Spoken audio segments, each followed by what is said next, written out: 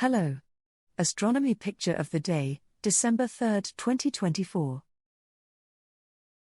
Today's video is about ice clouds over a red planet.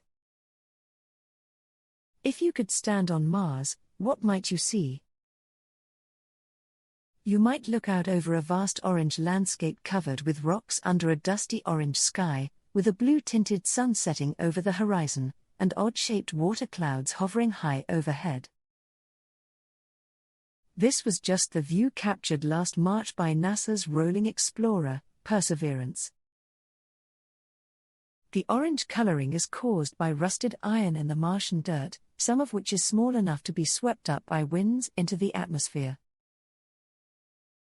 The blue tint near the setting sun is caused by blue light being preferentially scattered out from the sun by the floating dust.